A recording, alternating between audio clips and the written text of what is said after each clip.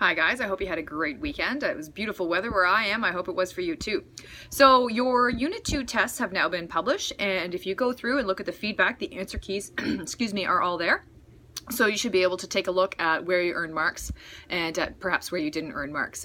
So really quickly, I'd like to take that test up with you. But before I do, a couple of general notes. One, you got to be logging in daily, guys. I'm seeing that a lot of people didn't tackle quizzes last week.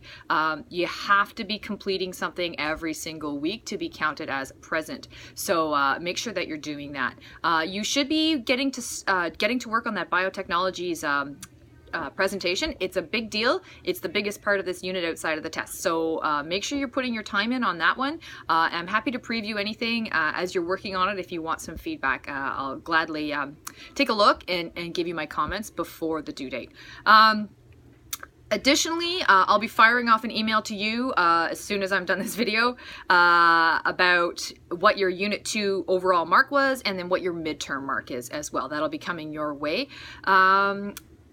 I think that's all I have for now, so I want to talk briefly about the test. First of all, knowledge and understanding, you already know those questions. I'm hoping you're seeing the correlation there, that the completion quizzes and the test multiple choice section for knowledge and understanding look incredibly similar. So you should be investing lots of time in doing multiple attempts at those completion quizzes to make sure you get exposure to all the questions, because of course you've probably noticed it's not the same every single time you do it. So moving into the thinking and inquiry question, we had the red blood cell question. And that was saying like, hey, why do these things not have any mitochondria in them? Well, there's a couple of reasons for that. One, a lot of you mentioned the flexibility of the cells, allowing them to get through places, which is absolutely true. And we know that if we remove all those internal organelles, sorry, then you're going to have a lot more room for hemoglobin molecules to carry oxygen. Additionally, the cell's not using up that oxygen that it's carrying. That means more oxygen for the tissue, so it becomes even more efficient at its job, which is really, really excellent. So then how does it get energy? Well, it's got to be through fermentation. So what we're looking at is anaerobic respiration, and how would you know? Well, you would see the presence of lactate in those cells, right? And some people said pyruvate. Well, that would happen anyway, so it's the lactate that we're looking for that would be present. Moving on to the black plant question. Yeah, that's true. If you did look it up, there are some black plants out there in the world, and of course they're black simply because they have additional pigments, not because they lack chlorophyll. It's very, very rare to have parasitic plants. Almost all plants have chlorophyll in them, and so what you're going to have is just a masking effect. How could you tell? Well, you'd repeat the steps of that starch test, boiling it in water to break down cell walls and membranes, hot alcohol in order to extract those pigments, and then of course the iodine test, testing for the presence of starch. If starch is there, we know photosynthesis is happening, and that guy had no idea what he was talking about. Okay, then we got on to the photosynthesis and respiration graphs.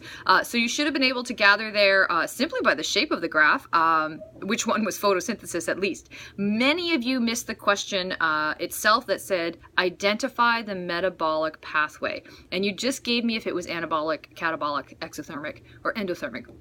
So you missed a mark there. So I encourage you to read the questions carefully. If you're looking at those answer keys, you'll see there's a strong correlation between the question and the mark received. So pay attention to that. The next section on communication was great. Basic labeling, you'll always see something like that going on. Labeling a process, labeling a structure. Communication sections will always have diagrams. So be cognizant of that for the upcoming tests and the exam.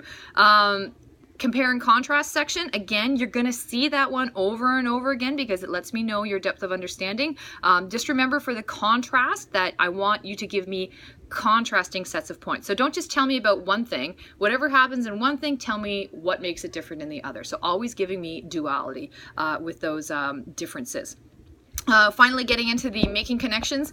Making connections gave people a lot of trouble this time. This is the one where I'm asking you to synthesize information, right? To pull it all together and make a connection from one point to another. So hopefully you're going to get stronger at this as we go. Just be prepared that you've got to know the material really well in order to answer these. So we had the question about shortcuts in photosynthesis and cellular respiration. Well, we know from our lactic acid article that in the absence of oxygen, we're going to have fermentation. fermentation going on. And then we gave pros and cons for that. That was pretty good for most people. The photosynthesis one was a little bit harder. In the absence of water, we're going to have cyclic photophosphorylation, which is great because we're making ATP, but not so good because then we're not getting any NADPH and therefore no synthesis of organic molecules, means no glucose made. Then we had the fatty acid versus glucose question. And so basically we're looking at the concept that if we have a really, really, really long carbon chain, much, much bigger than glucose, we're going to get a lot more acetyl-CoAs out of that. And then going into the Krebs cycle, we're going to get a lot more turns of the Krebs cycle and more ATP being produced. And then finally, we had the leg burning question. Your muscles are really sore. And again, relating back to the lactic acid and Dom's article, most people were quite successful with that one. If you have any questions about the test, need clarification or anything, please don't hesitate to contact me. I'm here for you.